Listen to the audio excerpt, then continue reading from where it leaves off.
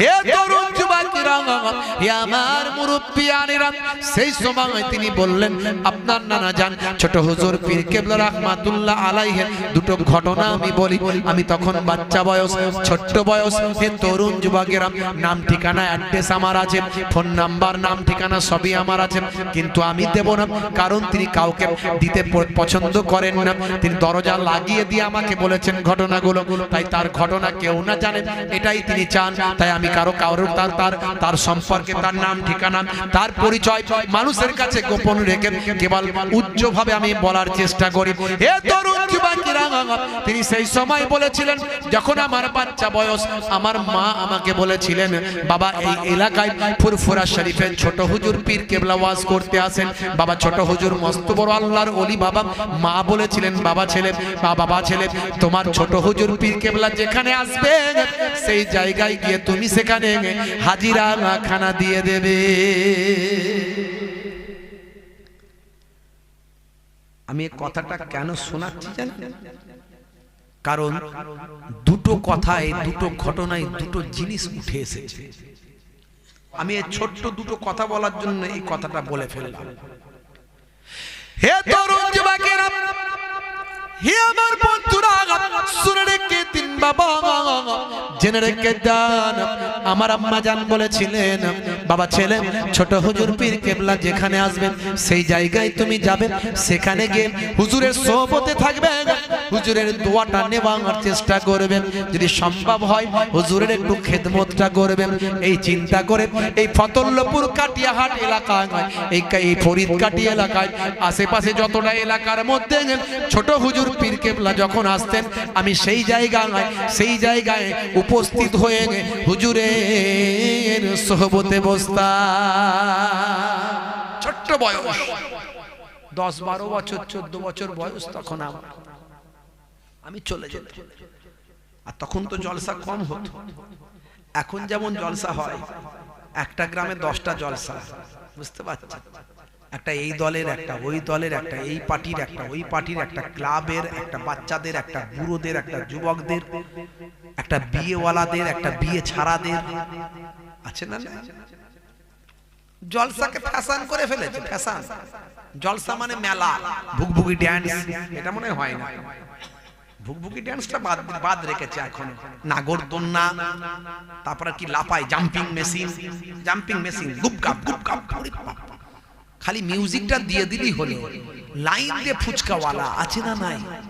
Line দিয়ে ফুচকাওয়ালা হাতে রং করে দিচ্ছে। হ্যাঁ, 5টা গ্রামের ছেলে মেয়ে জলসা শুনতে আসে না, মেলা দেখতে আসে। মাছবাগানের ধারে, পুকুরের পাড়ে, নদীর ধারে ফুচকা খাচ্ছে আর গল্প করছে, ফোন নাম্বার নিচ্ছে আর ফোন নাম্বার দিচ্ছে, আছে না নাই? হাই রে হাই, এ তো জলসা হচ্ছে না, একটা অনুষ্ঠান দেখাতে হবে। এত বারণ করি যে মেলাগুলো দিও না। যদি দোকানদানি কিছু করে কারবার তাদের চালাতে হয় সেটা সারাদিন করে দাও, মগরিব পর্যন্ত স্টপ। রাতের বেলা দোকান চালাচ্ছ, হ্যাঁ, মাছবাগানের ধারে, পুকুরের পাড়ে, নদীর ধারে, এপাড়ার ছেলে ওপাড়ার মেয়ে সব এক কাছে জড়ো হয়ে ফুচকা খাচ্ছে, ফোন নাম্বার নিচ্ছে, গল্প করছে, অশ্লীলতা, অন্যায়, অপরাধ করে তারা যে চলে যাচ্ছে, এর দায়টা কে নেবে? এর দায়টা কে নেবে? এত বলার পরেও কিন্তু অনেক জায়গায় কমছে না। তাই আমি এর আগে বলেছিলাম যে আমি কিন্তু ফিরে চলে এলে দায়বদ্ধ থাকবো না, তোমরা আমাকে দায়ী করতে পারবে না। আবার আসতে পারি না, লোকের জলসা নষ্ট হয়ে যাবে, মানুষ বিপদে। ভাইরা আমার, তরুণ যুবকেরা আমার, মানুষ তখন ওয়াজ শুনতো, ওয়াজ শোনার মতো শুনতো। একটা জায়গায় ছোট হুজুর কেবলা জলসায় আসতো, 10টা গ্রামের লোক সেখানে জড়ো হয়ে যেত, সারা রাত ওয়াজ হতো। হে তরুণ যুবকেরা, হে আমার বন্ধুরা, শুনে রেখে দিন বাবা, যে জেনে রেখে দেন। সেই সময় ওই মানুষটা ছোট হুজুরের আশিক বলতে লাগলেন, ছোট হুজুরের প্রেমিক বলতে লাগলেন, বাবা বাবাজি ও ছোট হুজুরের নাতি, শুনে রেখে দেন, জেনে রেখে দেন, তখন আমার বয়সটা অল্প, তখন আমার বয়সটা 7 বছর, তখন আমার বয়সটা 14 বছর 15 বছর। হুজুর যেখানে আছেন সেখানে যান।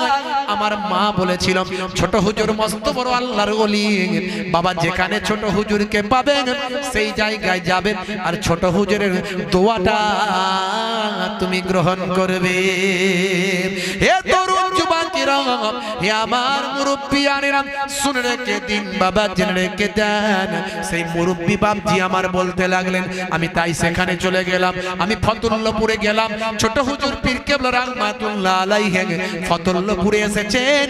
আমি ফতুল্লাপুরে আমার গ্রামের যুবকদের সঙ্গে আমি পেছনে হাঁটতে হাঁটতে আমি সেখানে চলে গেলাম। গিয়ে দেখলাম হুজুরকে হুজরার মধ্যে, বাড়ির মধ্যে রাখা হয়েছে। হুজুরকে কত সুন্দরভাবে সবাই আপ্যায়ন করে খাওয়াচ্ছে। সেই জায়গায় ভিড়, মানুষের হুড়োহুড়ি, হুজুরকে কি খাওয়াবো কি খাওয়াবো, এটা খান ওটা খান হুজুর। আমি সেই জায়গায় পৌঁছে গেছি। মনে মনে করলাম মা বলেছিল ছোট হুজুরের খেদমত করবে, এই সুযোগে একটু আমি সুযোগ পেয়ে গেছি, ভাতের জায়গাটা নিয়ে নিয়েছি। হুজুরকে আমি একটু ভাত তুলে দেব বলে 1 চামচ ভাতটা হুজুরের প্লেটে আমি চাপিয়ে দিয়েছি। দেওয়ার সঙ্গে সঙ্গে হুজুর রেগে গিয়ে বললেন, এই ছেলে, একটা তারা দিলেন। দেওয়ার সঙ্গে সঙ্গে আমার কলিজা থরথর করে কাঁপছে। এক তারাই কলিজা কাঁপছে। কেন বকলেন? বলছেন আর ঝরঝর করে কাঁদছেন। ওই মানুষটা বলছেন আর কাঁদছেন। আমার পীর আমাকে যখন তারা মেরেছে আমার হৃদয়টা থরথর করে কাঁপছে। হ্যাঁ, আমি বললাম কেন বকলেন? বলে ওই যে না জিজ্ঞাসা করে ভাত দিয়ে দিয়েছি। জিজ্ঞাসা করিনি, হুজুর দেবো, এই না জিজ্ঞাসা করে 1 চামচ দিয়ে দিয়েছি, তাই আমাকে বকলেন। আচ্ছা বলুন তো, অপচয় খরচা করলে কি হবে জানেন? আল্লাহর কোরআন কি বলছে? ইন্নাল মুবাজ্জিরিনা কানু ইখওয়ানিশ শায়াতিন। অপচয় খরচাকারী, নষ্টকারী হলো শয়তানের ভাই। আমাদের ছেলেরা অপচয় নষ্ট করে। 1450 বছর আগে বিশ্বনবী বলছেন, যখন তুমি খাবে চেটে পুচে খাবে। চেটে পুচে খাওয়া কি সুন্নাত, আর ছড়িয়ে ছিটে রাখা কি বড় লোকেদের ফ্যাশন। বড় লোকেদের ফ্যাশন। হাই সোসাইটির লোকেরা পেটে খিদে রাখলেও ছড়িয়ে ছিটিয়ে আসে, না লোকে বলবে হ্যাংলা, খেতে পাইনি, অনেকদিন পরে খাবার পেয়েছে, ভালো খাবার খাইনি মনে হয়, তাই ছড়িয়ে ছিটিয়ে রাখলে লোকে বলবে হ্যাঁ স্ট্যান্ডার্ড।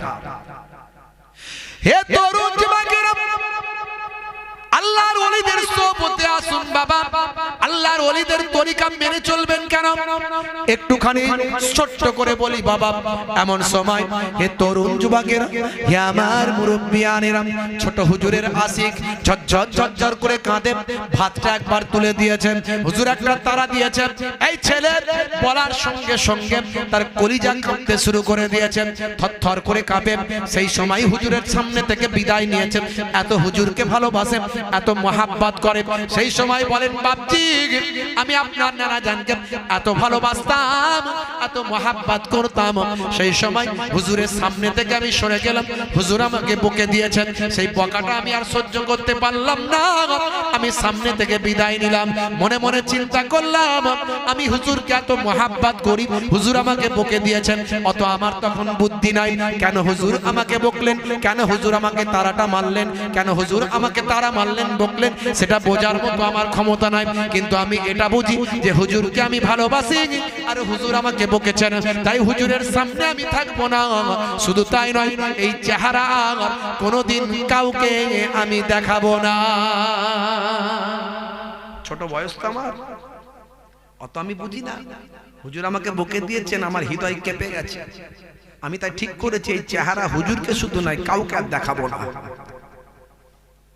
4-5 কিলোমিটার রাস্তা সবাইয়ের সঙ্গে গেছি, কিন্তু ফেরার সময় ওই অবস্থায় একা একা কোনটা দিয়ে যে আমি বাড়িতে এসেছি আমি নিজেই বুঝতে পারিনি। কিভাবে যে ঘরে এসেছি গভীর রাত্রিতে আমি নিজেই বুঝতে পারিনি। আমি বাচ্চা ছেলে, 12-14 বছর তখন আমার বয়স। মনে মনে চিন্তা করেছি এই চেহারা আমি আর কাউকে দেখাবো না, কারণ হুজুর আমাকে বকেছে। বাড়িতে এসে ঠিক করেছি বিষটা আমি খেয়ে নেব, বিষ খেয়ে আমি জীবনটা শেষ করে দেব, আত্মহত্যা করে দেব, কারণ হুজুর আমাকে বকেছে। আমি হুজুরকে খুব ভালোবাসি। আমার সে জ্ঞান নাই যে বিষ খাওয়া অপরাধ, জাহান্নামে যেতে হবে, গুনাহগার হতে হবে, অত আমি বুঝি না। হুজুর আমাকে কেন বকলো সেটাও আমি বুঝি না, কিন্তু হুজুর বকেছে এটা আমি বুঝেছি। আর আমি এই চেহারা কাউকে দেখাবো না, হুজুরকেও দেখাবো না, কাউকে দেখাবো না। হে তরুণ যুবকেরা, হে আমার বন্ধুরা, হে আমার মুরব্বিয়ানেরা, শুনে রেখে দিন বাবা, জেনে রেখে দিন বাবা। এমন সময় আমি যখন বাড়িতে এলাম, বাড়িতে আসার পরে যে জায়গায় ইঁদুর মারা বিষ থাকে আমার বাড়িতে, যে জায়গায় লিকুইডটা থাকে, সেই জায়গায় আমি ভালো করে তন্ন তন্ন করে খুঁজলাম। কিছু সময় ধরে এদিক ওদিক আমি খুঁজে বেরোলাম। আমি থরথর করে কাঁপছি, ঝরঝর করে চোখ দিয়ে পানি বেরিয়ে আসছে। ছোট হুজুর পীর কেবলা রাহমাতুল্লাহ আলাইহি আমাকে বকেছেন, কিন্তু কেন বকেছেন আমি জানি না, কেন বকেছেন আমি বোঝার চেষ্টা করি না। হে তরুণ যুবকেরা, হে আমার মুরব্বিয়ানেরা, এমন সময় আল্লাহর কি শান, আল্লাহর কি কুদরত, প্রতিদিন সেখানে ইঁদুর মারা বিষ থাকে। আজকে আমি কিন্তু সেটা খুঁজে পেলাম না। দীর্ঘ সময় ধরে খুঁজতে লাগলাম। এমন সময় খুঁজতে খুঁজতে 5-7 জন তরতাজা যুবক আমার বাড়িতে এসে হাজিরা দিয়েছেন। এসে বলে, এই অমুক, এই অমুক, এই অমুক, তাড়াতাড়ি চলো, হুজুর তোমাকে এখনই খুঁজছে, তোমাকে হুজুর এখনই ডেকেছে। বিষটা খুঁজছি, খুঁজতে খুঁজতে 5-7 জন তরতাজা যুবক এসে হাজির। এই অমুক, তাড়াতাড়ি তোমাকে হুজুর ডেকেছে, চলো। আমি বললাম যাব না। আমার তখন বিরাট টেম্পার, বিরাট রাগ হয়েছে, এই চেহারা আমি দেখাবো না। হে তরুণ যুবকেরা, সেই সময় আমি বললাম আমি যাব না। তারা বলল, হুজুরের অর্ডার, যেতে তো তোমাকে হবে। হুজুর এতটাই জোর দিয়ে বলেছেন তোমাকে ধরে আনতে, এমনকি আমাদের বলে দিয়েছেন সহজেও আসতে চাইবে না। সহজে যদি না আসে, ওকে তোমরা চাগিয়ে আমার কাছে